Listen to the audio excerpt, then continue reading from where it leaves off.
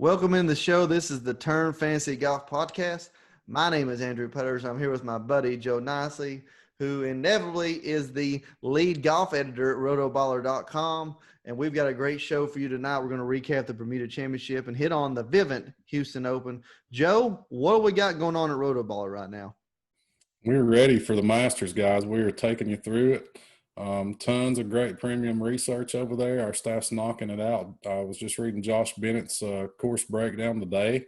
We're seeing a new course this week, so definitely make sure and check that out. Spencer will have your all your betting tips that you need over there, and I'll drop you some value plays in a DraftKings Core 4 later in the week. Just go to rotoballer.com, use promo code NICE, N-I-C-E, when you sign up, and we'll help you win some money. There you go. All right, let's get after it.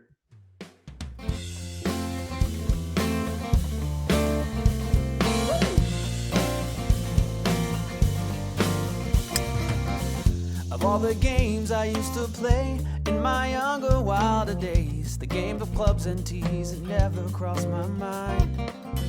But after some discussion with my closest dear. Hi, everybody. My name is Andrew Putters, and you're listening to the Turn Fantasy Golf Podcast. I'm here with my friend Joe Nicely. When we are in the nice and chilled off southeast Tennessee, where it has hit freezing temperatures for the first time this year. And we are coming up on the climax of the fall series with the new Vivint Houston Open. But real quick, we're going to recap last week. Joe, my man, pretty good tournament. Bermuda Championship did not disappoint. We'll go ahead and tell you Brian Gay, 15 under, beat Wyndham Clark in a one-hole playoff at 15 under. Thoughts from last weekend, Joe? Yeah, man. Brian Gay with the win, just completely out of nowhere. The guy hadn't had a top 25 since the restart. But we did talk about last week that the golf course in Bermuda was going to bring basically the entire field into play with how we expected it to play, and that's kind of what happened. We saw a guy like Brian Gay up there and win it, Wyndham Clark, Ollie Schneider-Jans, some guys like that. The golf course really wouldn't let us rule anybody out. Got some weather, some heavy wind. So that took a lot of the favorites out of contention early. Saw several prominent guys miss the cut. But we had a lot of things right, man. Doc Redman played really well for us. We loved him, as well as Denny McCarthy. So, we got some things right and missed a couple things. We told you we weren't as big on Brendan Todd up at the top, and he missed the cut. Zalatoris played well again. So we had some good things right. Some things we didn't see coming. I think Brian Gay is just one of those winners that you're not going to see coming. So it just weird, but a neat tournament, neat golf course. Shorter, like I said, so brings tons of guys into play. But yeah, man, that's about all I got for Bermuda. Had another couple of good shots going into the weekend, but didn't pan out for me. So I'm kind of building, man. I'm all around it. I feel like I'm peaking. I'm like Tiger, baby. I'm peaking for the Masters. So let's get it going. We're heading to Houston this week. Absolutely. Vivint Houston Open coming up. Back to the Bermuda, though. It seemed like that if you teed off, now I know the winds were awful in the second round. So the scores were a lot lower or a lot higher than we expected because of that. But it seemed like if you had a morning start time the second day, you might have had a slight advantage. Almost nobody in the afternoon on Friday broke par, it seemed like, and it was painfully obvious with our man that the whole Rotoballer crew was pulling for, and on the slack line with the Rotoballer premium member PGA members, Sue, little 41 on the back, 3 bogeys and a double. You just had to bring it up, didn't you, man? Yeah, I mean, 3 holes to go. You're like, well, three holes. 6 over on the back 9, man. Yeah, 3 over with like 3 to play. You're like, okay, we got at least one more bogey till we have to worry about it. Then he double bogeys a par 3. Oh God, now we're over the cut line. Now we got to wait then they blew the horn when he was on the 18th or the 9th tee or the 18th tee, I can't remember. And for his last hole, we had to wait till 7:45 in the morning to figure out that he missed the cut, which I mean, you know, it was just painful to watch. It was, yeah, man. It was the ultimate sicko sweat. Was pulling that 6 over on the back, and then like you said, catches the horn, has to wait to play 18, can come out and birdie it and make the cut. So it was an overnight sweat for Justin Suh. Had him in a bunch of lineups. He let us down. And Wesley Brown, man, was really a surprise at how poorly he played on that second day. You can chalk it up to the wind. But definitely missed on him, and Suh were two of my key misses for the week. Really hurt a lot of lineups. Had a lot of 5 out of 6s with one or the other in them. So yeah, man, it was rough in a lot of ways. We saw that wind just take several guys out. Henrik Stenson withdrew. HV3 blew up in the second round, so took a lot of popular plays out. Not a real high percentage with 6 out of 6 last week. So it's just one of those things we expect a few times a year. In tournaments with fields kind of like Bermuda that are especially weak, we know we're not going to see the consistency we normally see week in, week out, just because the players in the field aren't as good, quite frankly. So I think we're going to see a little bit better field this week. In Houston, certainly got some guys up at the top that we all know and love and roster a lot. So really excited to get into this, man. This weekend's tournament is the Vivint Houston Open. And what is Vivint? Vivint is a home security and automation company. If you need help with getting in touch with Vivint for your home security or automation, you can hit me up at my email, andrewputters@gmail.com, and I can help you get in touch with them. We are a loyal customer of theirs, and I'm going to tell you folks, it's pretty cool that I can leave the house, not have to worry about if I shut my garage door or lock my front door, because I just look on my phone and it tells me, and I can do it straight from there. Also protects us from fires, smoke, anything like that, intruders. Great technology company. So Vivint Home Security and Automation, if you need them, hit me up on my email, andrewputters@gmail.com. So Vivint Houston Open this weekend, folks. Golly, this tournament has been around here 74 years. It's old. And actually this event, the second year, was played at Memorial Park, which is where it is this year. It's played there about 13 times, but they haven't played there since 1963. So this year they're making a return. Joe was just informing me that Tom Doak was the head man on the redesign that started in January of 2019. Course opened last November, so it's just a year old since then. It looks like the notes from the renovation are really, really quite drastic. Really took bunkers from 54 down to 19. Looks like this is a monster golf course. It's built over a 15-acre park. The golf course covers 250 acres of that. It's just a municipal golf course, and it looks like it's going to be fun to see. Par 72, 74, 32. Different kind of, pretty much a 100% Bermuda grass all throughout. Maybe a couple different types of Bermuda, but it's going to be starch Bermuda throughout, especially with the amount of rain that Houston gets and the humidity. It's going to be thick and nasty as far as the Bermuda goes. So since we haven't seen this golf course since 1963, we really don't know what to think of it other than, past times, the Houston Open has always been what we call a birdie fest, right, Joe? I mean, for like 20 years, it played at the same golf course there, and it was a birdie mirage. A ton of people that teed it up had a chance to win. People came to this golf tournament because the greens at the golf course historically putted very similar to the greens at Augusta National. This tournament has primarily always been the week before the Masters. This year, it's also before the Masters, but they switched up the golf courses. So still bringing a huge field in, though, because a lot of people like to stay warm before a major event. And also, I think people just want to stay sharp. We know this field has got more upper echelon players than normal, I would say.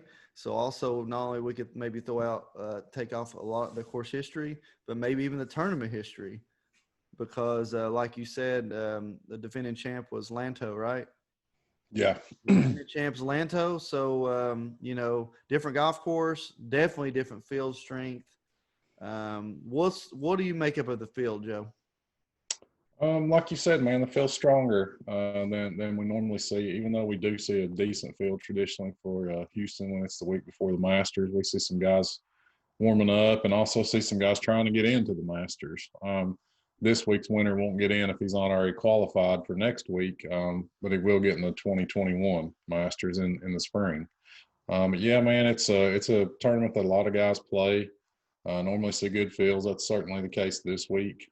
Got some pretty heavy hitters up at the top. But yeah, man, like you said on the golf course, we're kind of making some educated guesses. Really reminiscent of Shadow Creek a few weeks ago, Sherwood a few weeks ago, Bermuda last week where we only had 1 year to go on. So we're kind of just making some guesses this week. Like you said, a Tom Doak design, just recently renovated last year. From what I'm seeing, man, really like the Bombers. Like Sherwood a couple of weeks ago, this course has 5 par 5s, which is something we don't see, and it's really strange to see it just a couple times here over the past month. This layout's got 5 par 5s. Going to have a couple drivable par 4s that are going to at least play drivable a couple of rounds at least, and 5 par 3s. So I think there's going to be tons of room off the tee. We talked about last week that short hitters could win. Kind of the whole field was involved. This week, I don't believe that to be the case. I think length will be a big advantage. I think these guys that can bomb it are going to do well here. They're going to have an advantage. Guys that can score on par 5s, guys that can make tons of birdies. And like you said, man, this tournament's kind of traditionally been a birdie fest, and I look for that to continue this week. Yeah, so you're saying Bombers, and so is DraftKings. Top 3 guys on DraftKings: DJ, Finau, Koepka. Really, these guys have all been either hit with the injury bug and or the old COVID. So, yeah. I mean, is it really going to be a guessing game at top this week? Yeah, I think, especially with DJ and Brooks, you're guessing a little bit more, I feel like, than you are with Tony. Tony's my favorite play at the top of the board this week. Just been super consistent. We saw him miss a couple tournaments because of COVID. So we were a little reluctant to jump back on him at Zozo, but he came out firing in that tournament, man. Actually had a share of the lead there on the Saturday in the 3rd round. Dropped back in, ended up finishing T11. But in 10 starts since the restart, he's got 5 top 10s, and 3 of those are top 5s. Just playing super consistent golf. This is right down his alley. Par 5s, can bomb it off the tee, can make birdies. There's some of these par 4s he's going to be able to drive on a couple days. So Tony's certainly my favorite play up there at the top, though I do think he'll be the most popular up at the top. I don't mind taking the chalk with him. DJ, obviously, we said on the show he's one of the best players in the game who can win any week, but he is coming back from COVID, so I'll probably take a wait and see with DJ. Maybe hop on board next week at the Masters. Kind of surprisingly, I'm surprised in myself, man. I'm kind of interested in Brooks this week. He actually was the player consultant to Tom Doak on this course, so nobody in this field's got any course history. But Brooks should be very, very familiar with this layout. I imagine he's even played it a couple times because he did work with Doak on the redesign, which is kind of an interesting nugget. We've seen him try to play well before majors. We saw him finish runner-up at the FedEx St. Jude right before the PGA. And before the 2 PGAs that he's won, the 2 previous weeks, he had top 5s in tournaments the week before he won the PGA. The last 2 times that he did that. So I think it's possible that we'll see him trying to peak for the Masters next week. Could very well come out and play good golf. Looked at his numbers a little bit today, and they're not as bad as kind of we would think they are. He's actually gained strokes with his irons in 5 straight starts. Just kind of been battling injuries, battling a cold putter. but we know that he can bomb it. We know that he can take advantage of these par fives. So kind of surprised to say I actually like Brooks a little bit this week. You had a chance to give any thought to those guys up at the top? Yeah, I'll tell you why I'm not sold on. Okay, obviously, like we said many times in the past, that we're on DJ when he's played a few weeks in a row, and it looks like he's trending in an upward direction. And all of a sudden, he comes out with the aside from the time that he withdrew after 9 holes and came back and won the next week or the next event he played.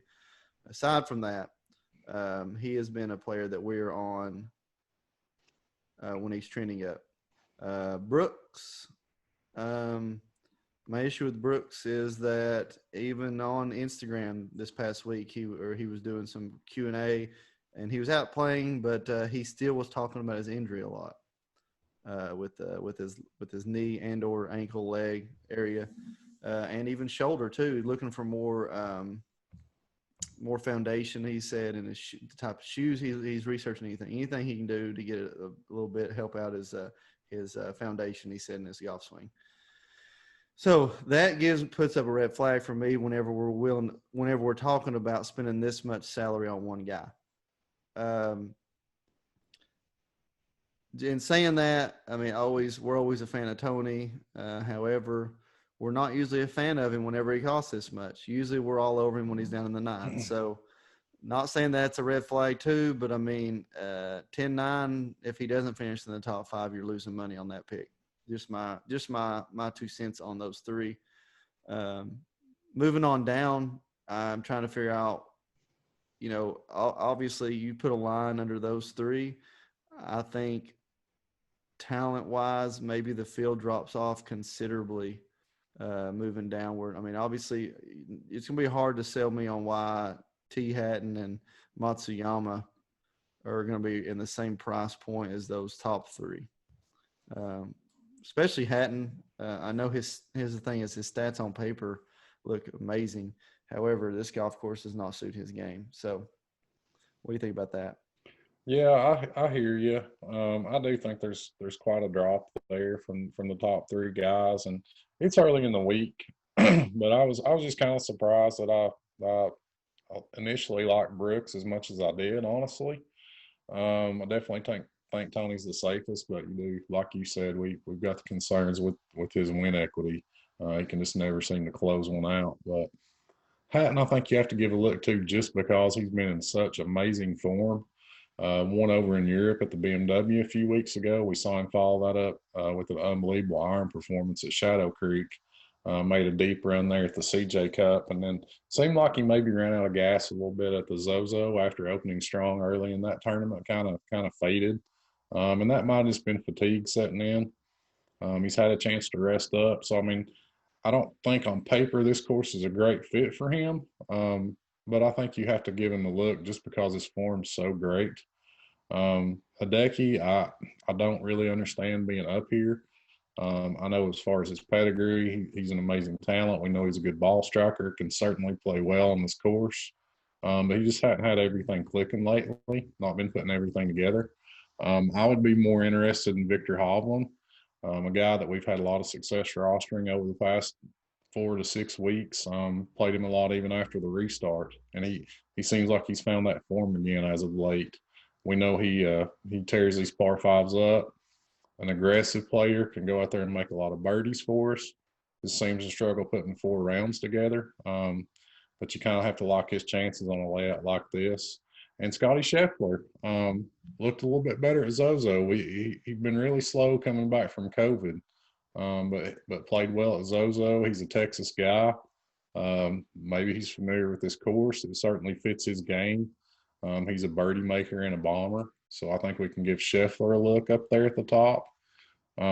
Is there anybody else up there that's jumping out to you as we move down? I'm going to talk about Russell Henley. That's my guy. He's been absolutely on fire. The irons are amazing. He's not a bomber, kind of in the Hatton mold, just in such good form that we have to give him a look, I feel. But who are you locking in the 9s there going down? Yeah, I mean, you can't mess on Hovland. He's so consistent from a ball striking standpoint. Obviously, Henley historically in the Houston Open has always played well, but like we said, different course, different field than normal.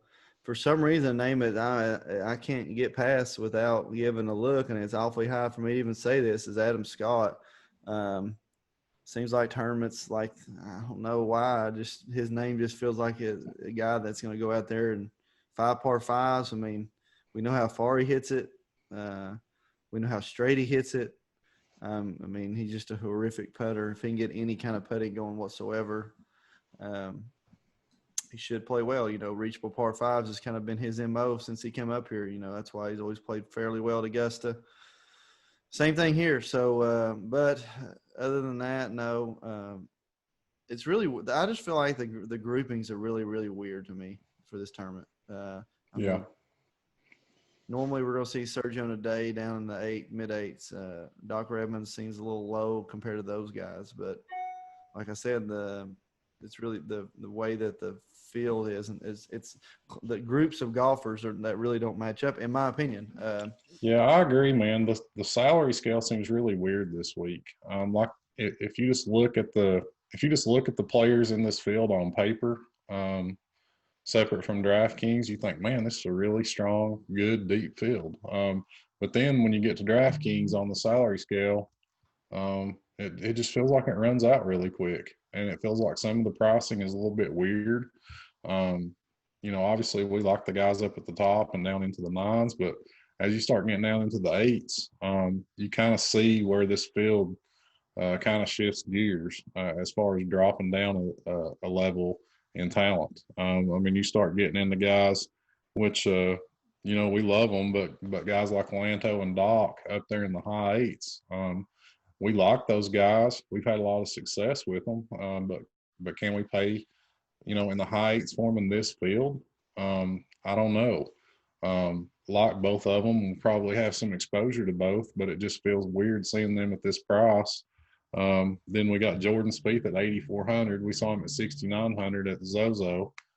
This field isn't that much weaker, than the Zozo was. So I really don't get the salary increase there. But then as you get down into the low eights, high sevens, it's a range I like a lot. That I'll probably be targeting heavily.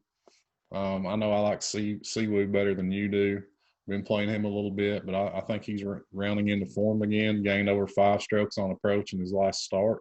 He's put 2 good starts together recently, so we know he can make birdies. So I don't mind looking at Siwoo there, and a guy that I'll definitely be targeting at 8,100 is Cameron Davis, who's just been super solid, super consistent. He absolutely kills par 5s. I think he only trails DJ in this field in strokes gained on par 5s over the last 24 rounds. Makes tons of birdies. So I think there's some upside there at 8,100. He feels a little bit underpriced, actually, when you look at some of the guys priced above him as far as course fit. And then a guy we've had a lot of success with, Denny McCarthy, there at 79. We think of him as a great putter, but he's actually been playing par 5s very, very well. I think he grades out 6th in this field in strokes gained par 5s over the last 24 rounds. So he's a guy you can give a look to. And another kind of little sleeper there, I think, at 8 is James Hahn, a guy I was on a few weeks ago at the Shriners and played really, really well. I think you can go back to him here. He's in excellent form. But give me your thoughts on that 8K range, man. It seems like there's some weird kind of funky pricing in there. What are your thoughts on it? I was actually thinking, that you could, maybe pick one of those top guys, maybe one guy just below that, and then just go, hit right here, or maybe pick a top guy, then hit a few guys right here. Denny McCarthy is arguably had one of the most consistent, arguably probably since August, the most consistent week in, week out guy. I mean, let's see here, had top 9 at the Wyndham, top 6, tied for 6th at the Sanderson, tied for 4th last week at the Bermuda. I mean, he just played very well. But Another guy at that range I like. Obviously HV3 missed a cut last week, but it is what it is. I've always loved James It's a Hahn. good bounce back spot for HV3. Yeah. It feels like it could be a good bounce back spot for him. I've always loved James Hahn. Yeah. Ball striking wise, the guy was a freak coming out of college. Ball striking wise, and just he's played very well in the PGA Tour his career. But you're not gonna get past the guy that's had the arguably best fall. And my man, doesn't matter how long the golf course is, he makes birdies because he putts so good. Stuart Sink, last 4 events, first, tied for 12th, tied 64, tied 4th last week. The tie for 64th, the Shriners, remember, folks, shot at 81 on Sunday. So, the guy, don't matter really how hard or easy the golf course is, the guy can go, he can shoot a number. Length is not an issue for him. He'll still shoot a number.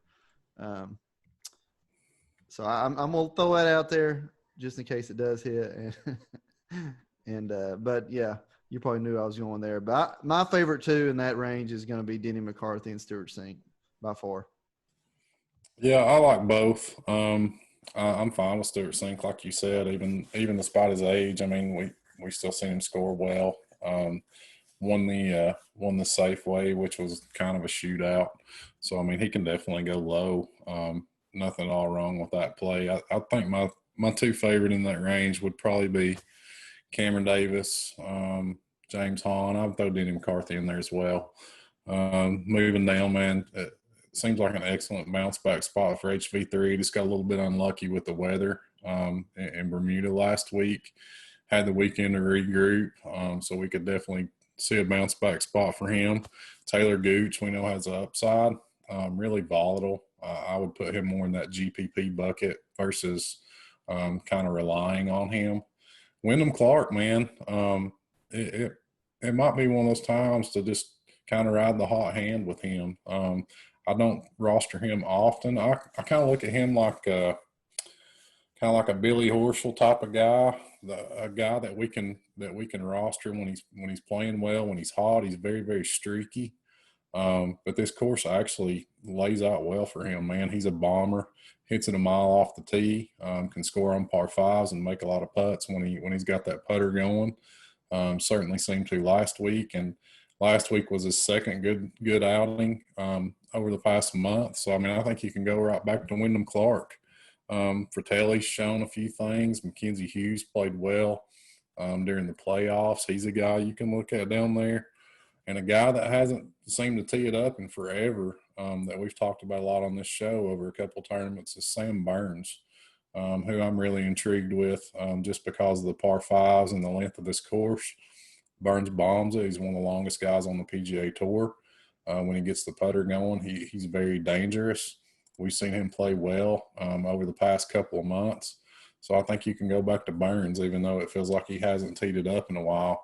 Might be kind of out of sight, out of mind for people. Might be a guy we can grab at lower ownership.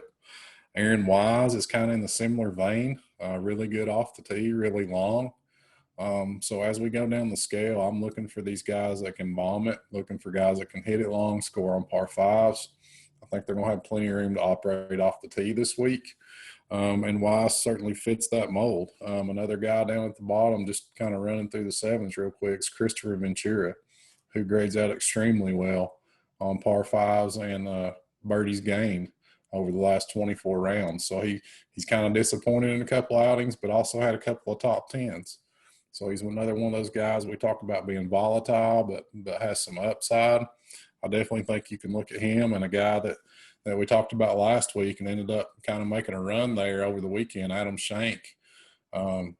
Tons of distance off the tee, tons of birdie making ability. Like you said, just struggles to put 4 rounds together, but you still really have to lock him, I feel, at 7,100 in this field. Any thoughts on those guys? I hit a lot of guys, but I think there's some options there in the sevens this week. The mid to low sevens we can look at, as well as the high sevens up into the low eights. Feels like there's a lot of guys in there. I find myself winding up with versus trying to go in like the upper eights, low nines. What are your thoughts on that, Andrew? It's a weird week on the salary scale. Yeah. Like we said already, the salary has kind of thrown us off, but there's a lot of talent here in the sevens. You could lot of talent. I mean, a guy you didn't even mention, Martin Laird, coming off a victory, back to playing. Keegan Bradley, who's been slowly getting better and better at strokes gained approach. Even somebody like a Scott Piercy, an old vet that bombs it and hits it straight and hits a lot of greens. If he gets the putter rolling at all. Guys that came back from the fall that played well, Norlander or Sepp Straka, or even a McNeely that had played well earlier in courses very similar to this, as far as lots of scoreable par fives, where I'm going with that. But yeah, even the guys you hit on, Sam Burns is intriguing. I wonder though about Sam Burns if he's trending the other way now. If you look at his history, we're real strong on him. It's like he peaked and then he kind of started going the other way, maybe, possibly. I don't know. I think his irons have kind of been trending in the wrong direction a little bit. But he's a guy I'm going to keep an eye on. Keep an eye on his ownership. Sometimes when he's chalk, I want to go the other way. But if he's under-owned, I don't mind taking a shot just because he does bomb it and can score on par fives so well. But yeah, I agree with you. His iron play is what's always kind of held him back so far in his professional career. And they kind of went the other way in his last couple of starts, even though he had some decent finishes. His iron play is spotty for sure. Yeah, a couple of guys in this range that we can definitely tell you to stay away from. One is undoubtedly Lucas Glover. We're also going to be away from the Hoffman, Charlie Hoffman, after his little experience last weekend, whatever it was he did down there. And I had one more there. Mr. WD, Henrik Stenson. Where's he at in here? He's somewhere in here, isn't he? Yeah, he's right there with Charlie. Yeah, exactly. So let's stay away from those three. Just put a big circle around them and a big X. Let's just stay away from them three in the sevens. Moving on down here to the sixes. This is very interesting, and I'm going to tell you why I think it's very interesting. If you go 69 or lower, not necessarily – the winner could come from down here, but there's so many capable names. And I'm going to just start reading these names out. I'm not talking about, I'm a big vet guy. We already know that, but there's so many capable names at 6,900 and below. Let's go through here. Number one, obviously I'm always going to say Scott Stallings. Scott Stallings at 6,900, bombs it, hits it, hits his irons well if he gets hot with the putter. Obviously, we got one last week, Brian Gale. We don't really like him on this course, but he's still a capable name. Johnny Vegas, there's a name right there. Put that down. Ryan Armour, that's a name. Brendan Grace, name still. Let's see, Danny Lee. These guys are all – now we're in the low 600s now. Scott Harrington even. I'm not saying he's a big name or is going to win or anything, but he hits it long and straight. Even somebody that, okay, I'm going to go late, even go further back. Jimmy Walker, Johnny Huh, Kevin Mitchell, Chris Kirk. I mean, these are all capable names, and golly, they don't cost nothing to own them. That's crazy in this field. You want to talk about names, man? We got Francesco Molinari, $6,600 this week. Exactly. Danny Willett, $6,800. We're talking about recent major champions here that we can grab for less than $7K in this field. So yeah, man. I mean, you can definitely go kind of bargain shopping this week if you want to. Great point, man. There's several guys down here that I would consider. It's early in the week, so it takes a little while for me to get those guys dialed in exactly the direction I want to go. But I'm pretty excited about what's available down here. I mean, you're talking about you can go true stars and scrubs this week if you want to.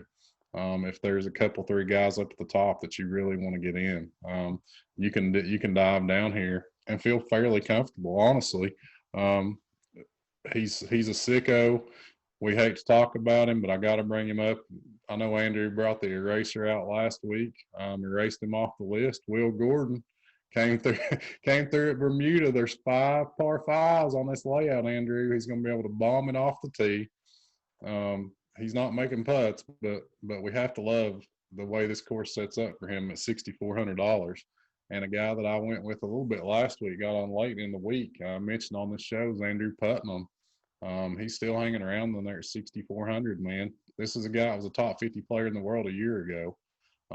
He struggled, undoubtedly, kind of fell back, but it feels like he's kind of back on the upswing again. So I would look at Andrew Putnam again. A really talented scorer down there is Robbie Shelton, a guy that we've seen pop up in kind of these bombing out there top birdie fest. So, I mean, I think you can look at him. But I'm with you, man. Some of these names down here are unbelievable. Yeah, I'm actually just sitting here reading them. Still can't believe it. That Zhang guy you told me about, Zhang Zhang. Yeah. Jun Zhang, man. Yeah, he's got a lot of upside. He really does. It seems like he either misses a cut or like top 15s. If you look at his game log, and so I mean that's what we're looking for in GPPs. If you're playing in a GPP with 30,000 people in it, you're going to have to take some shots. You're going to have to make some stands. I'm learning that kind of as my DFS game changes. I've been playing a lot more multi-entry stuff than I ever have lately. I'd always been just kind of a single entry, higher dollar, smaller field, make 2-3 lineups a week guy. But I'm starting to get into, which I still do that, but I'm starting to get in more to these kind of big fields with super top heavy payouts. And honestly, all we care about is first place, guys, in those events. If you're not in first place, it doesn't really matter. I've had some really deep runs the last 3 weeks. I was just talking with Andrew earlier. I had an 8th in the drive to green. 2 weeks ago, I had an 18th and a 19th on the same week. Last week, I had a 22nd, and honestly, you don't really have a lot to show for it. So you need to build lineups, especially if you're targeting these top heavy GPPs. You need to build your rosters with first place in mind. You're not worried about cashing. You're worried about trying to take down first place. That's kind of what I've been doing with my cheaper multiple entry bills. I'm thinking about who's a guy with upside, who's a guy down here, and there are lots of guys down there available this week, just like Andrew was saying. Lots of guys that you can consider rostering down here and feel fairly comfortable with in GPP formats. Absolutely, yeah. I'm building lineups as we speak. I've got DJ, Finau, Molinari, Stuart Sink, and still have 13,000 available with all these guys down here that I can just drool over. I mean, it's really kind of wild. This is the week. If you're ever going to go full blown stars and scrubs, which by the way is the way that I won the Canadian Open a few years back when I took down that huge 300 or 187,000 entry field. I went full blown. I took the top 2 guys in the price and all 6,000 guys and took home first, second, third, fourth, 6th, and 11th, I think. And of course, it's a sick lineup, but that's beside the point. Yeah, you got this. If there's ever a term you're gonna go full blown stars and scrubs, this is it for sure. This all the capable talent down here in the 6s. I just can't get over. It's undoubtedly there, and as we talked about, there's a lot of guys we like in the mid range this week, around that low 8, high 7, mid 7 range. There's a lot of guys there to love. So you certainly don't have to go stars and scrubs, but this is one of those weeks where you can. We talked about last week; it didn't shape up well. We didn't feel for a stars and scrubs type of week. Whereas this week, I believe it does. You got the guys up at the top who are truly elite players. They're not just priced up there because of the weakness of the field. So you got some truly elite guys. You can grab exposure to a couple of those. And there's some very capable players with upside down here, low 7s, high 6s, even down into the mid 6s this week. So I definitely think it's a viable approach to take a stars and scrubs strategy into this week with this field. Absolutely. So name your scrub then. Who's your scrub? Who's your pull the C note out of the pocket scrub here? Then we ain't gonna go with the mid range guy this week. We're gonna go straight 6,900 or lower. Who is it? There's so many good ones down there, man. There's so many guys you can go with this week.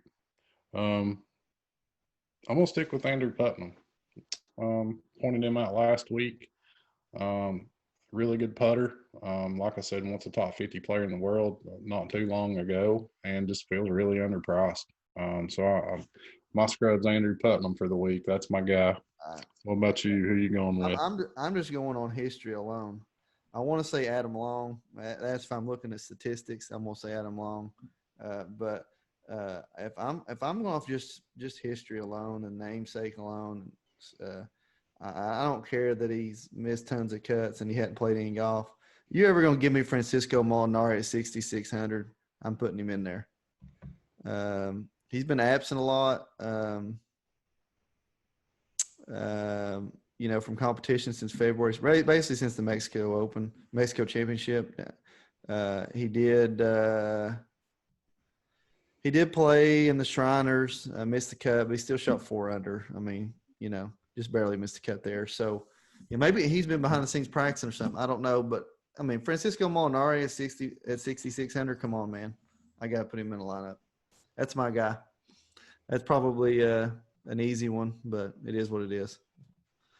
His ownership might be up a little bit, I think just because of the namesake alone at that price. What do you think? Yeah, I mean, it's kind of sticker shock seeing him down there. And I think especially a lot of casual guys, maybe that aren't hardcore like we are. You might get some casual fans just seeing him down there and be like, oh, well, Molinari, I'm throwing him in there. But that doesn't mean he's a bad play. Really intriguing, just because we do know that he's got good golf in him somewhere. And it's kind of one of those things you never know when it's going to pop up. So, yeah, man, who can blame you for taking a shot with Molinari at $6,600? That's right. All right, guys, that's all we got for you tonight. My name's Andrew Putters. It's Joe Nicely signing off. Vivint, Houston Open. Like I said, if you need help with home security or automation, give me a hit up on email, andrewputters@gmail.com. Talk to y'all later. First big mistake. I've already hit 3 in the lake. It's gonna drive